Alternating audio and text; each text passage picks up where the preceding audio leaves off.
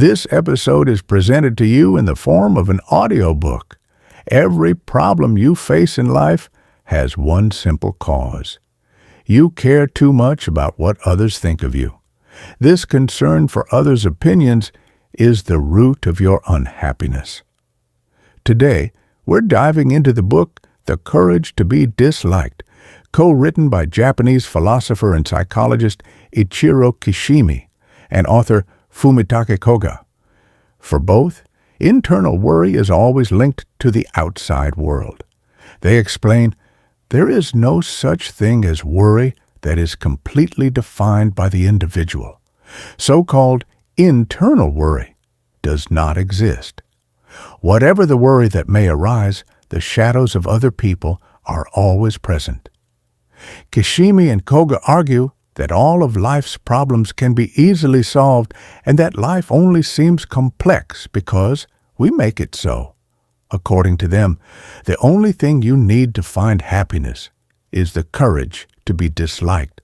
They explain that one must not fear being disliked. Freedom is being disliked.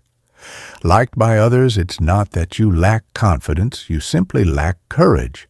They also explain that the courage to be happy also includes the courage to be disliked. When you have gained that courage, your interpersonal relationships will all at once change into things of lightness. In this episode, we'll explore the key teachings from the book, including the psychology of unhappiness, why seeking external approval is a dead end, and the author's advice on how to live a truly happy life. Kishimi and Koga's worldview is based on the belief that everyone, no matter their past, has the potential to be happy. The main difference between happy and unhappy people is their willingness to change. The book draws on the theories of psychologist Alfred Adler.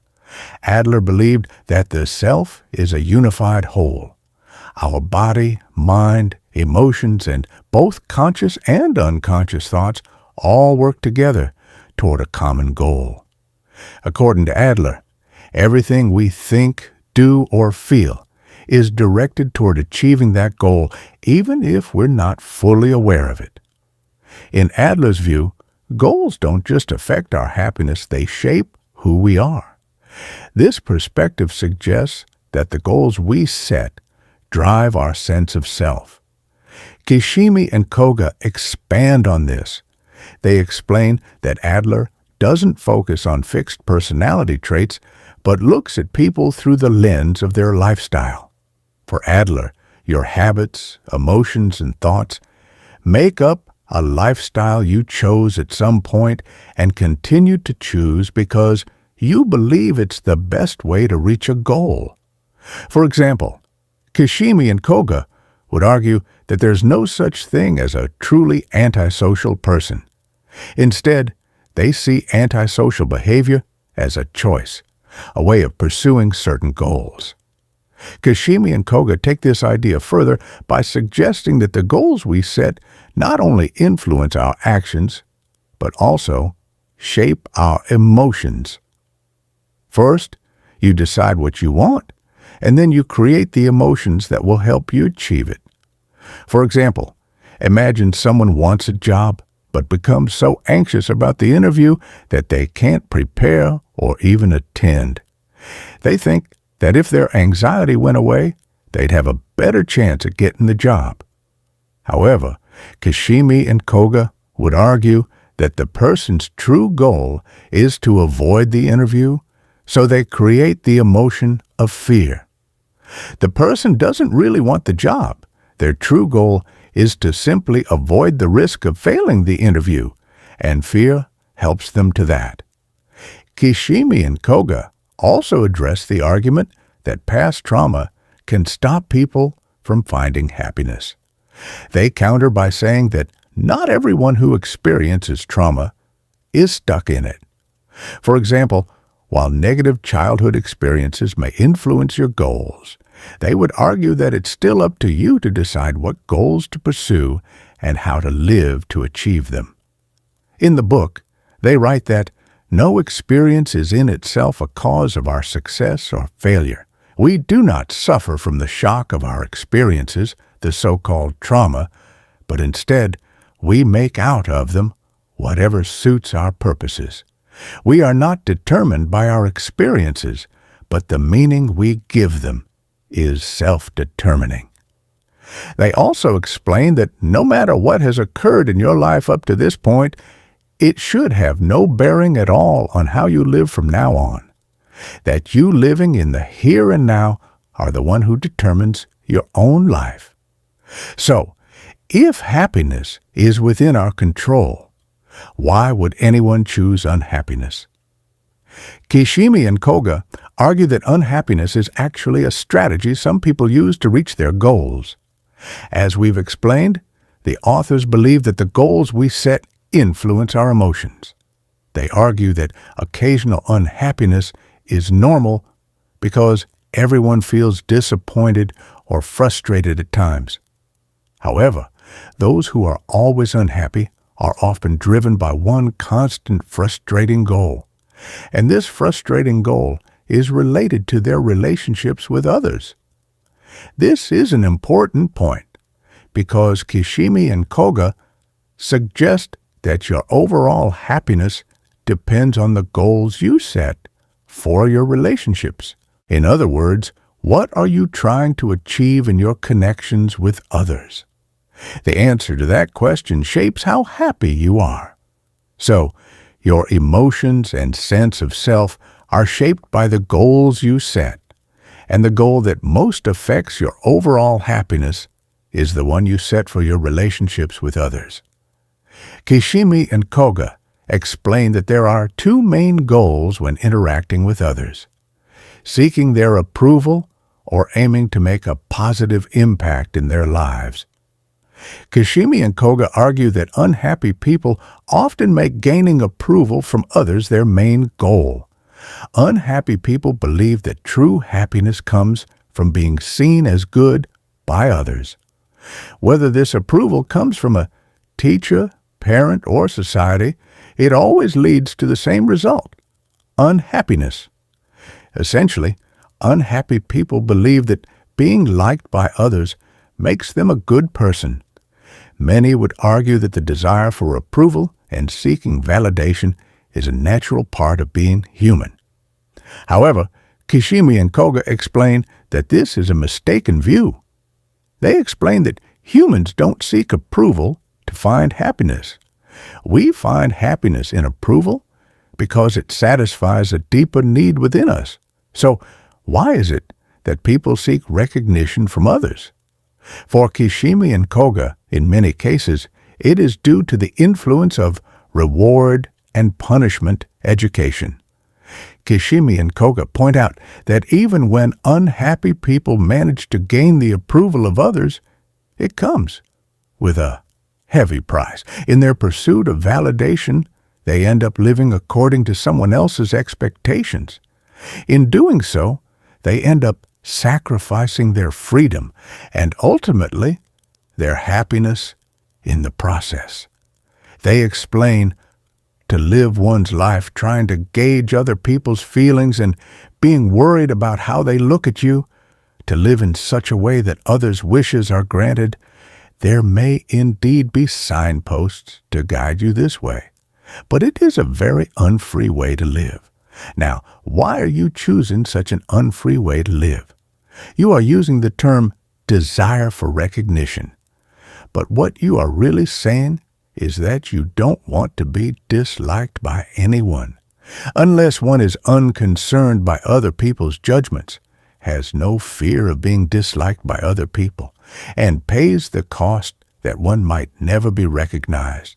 One will never be able to follow through in one's own way of living. That is to say, one will not be able to be free. Being praised essentially means that one is receiving judgment from another person as good, and the measure of what is good or bad about that act is that person's yardstick. If receiving praise is what one is after, one will have no choice but to adapt to that person's yardstick and put the brakes on one's own freedom. So, we've established how seeking approval from others is ultimately unfulfilling. But this isn't the worst result of making it your main goal. Kishimi and Koga argue that the real problem is that this goal is often impossible to achieve. Most of the time, approval depends on meeting others' expectations. This means that whether or not people approve of you is out of your control, and sometimes, no matter what you do, you will not be able to make someone like you.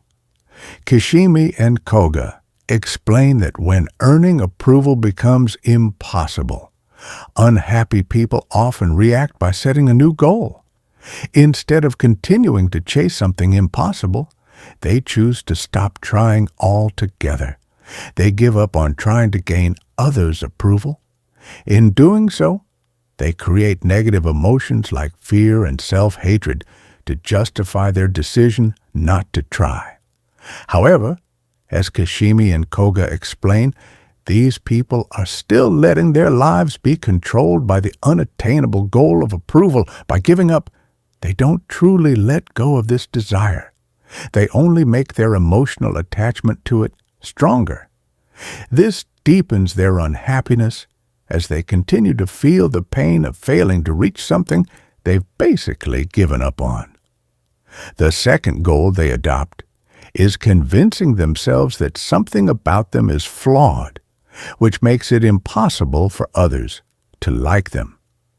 By holding on to this limiting belief, unhappy people avoid the risk of not gaining approval from others because they can simply justify it by saying they are flawed or that something is wrong about them.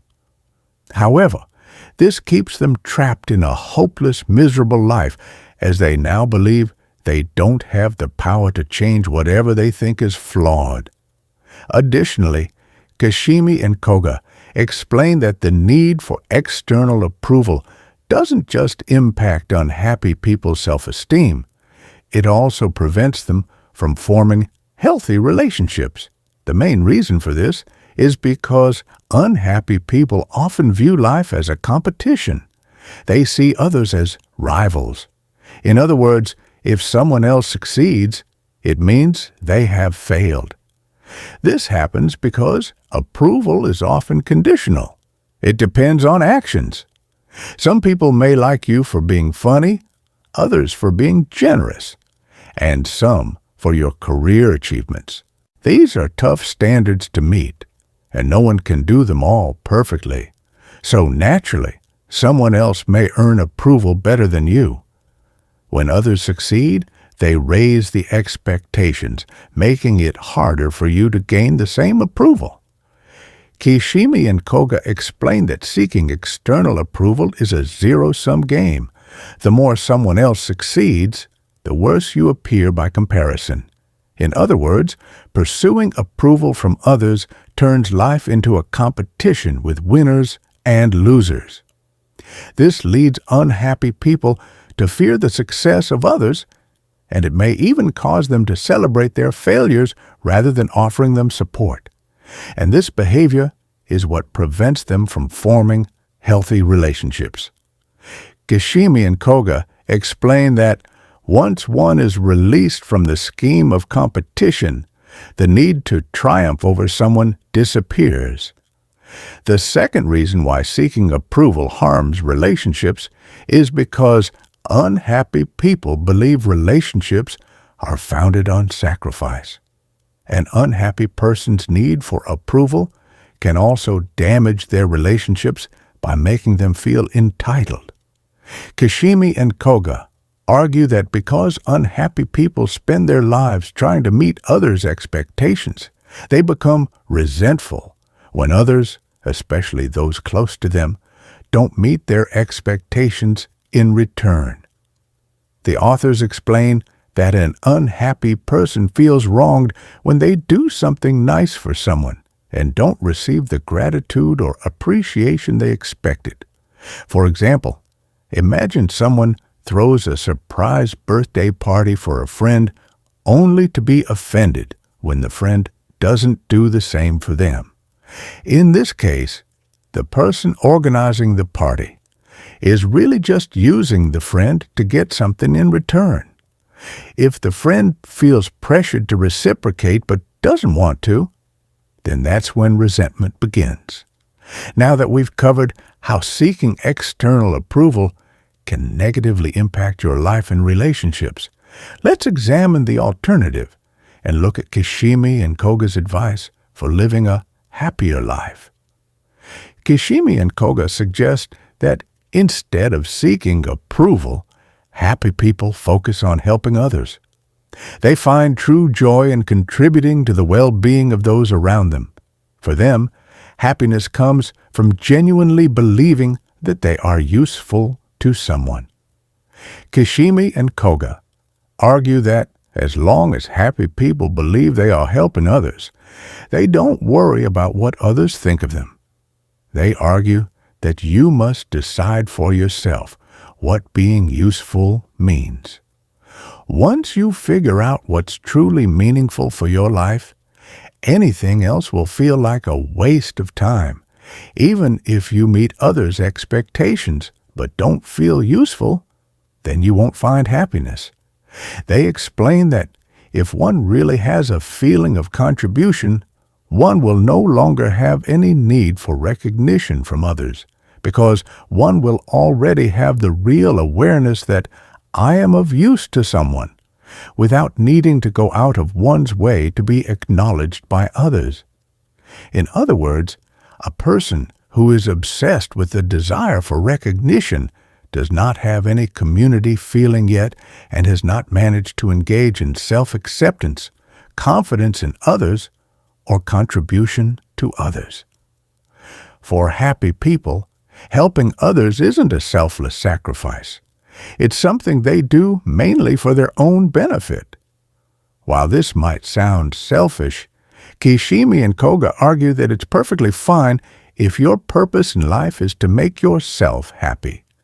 Since helping others brings them fulfillment, happy people are able to serve without expecting anything in return.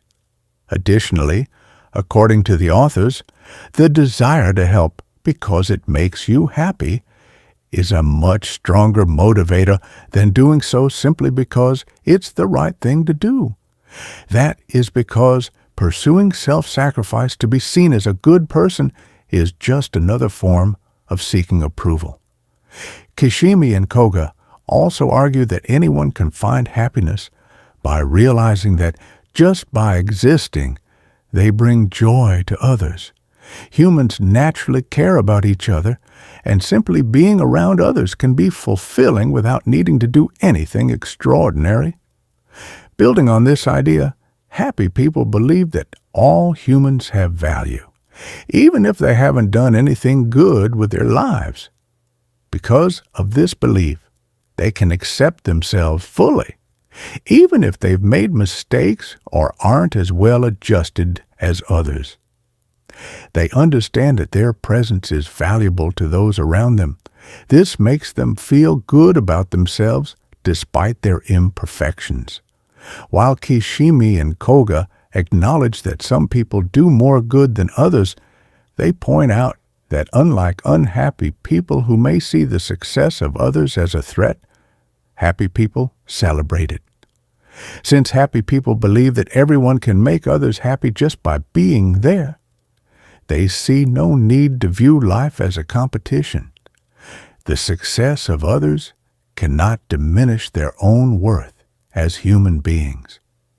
Finally, happy people focus on the present moment, enjoying life as it comes.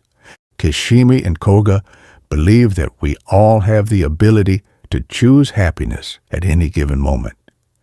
Kishimi and Koga explain that many people think they need to achieve something big to be happy. But that's not true. Anyone can find happiness by simply recognizing the positive impact they have on others. They clarify that this doesn't mean you should stop working toward future goals. Instead, you should find meaning and joy in the journey toward those goals. That way, if your life ended suddenly, you wouldn't feel like it was wasted. The key takeaway from this book is that no matter what you do, it's inevitable that some people won't like you. Therefore, the only way to find lasting happiness is to accept this reality and have the courage to live a life you believe is good, regardless of other people's opinions. This is why it's crucial to let go of the need for approval and develop the courage to be disliked.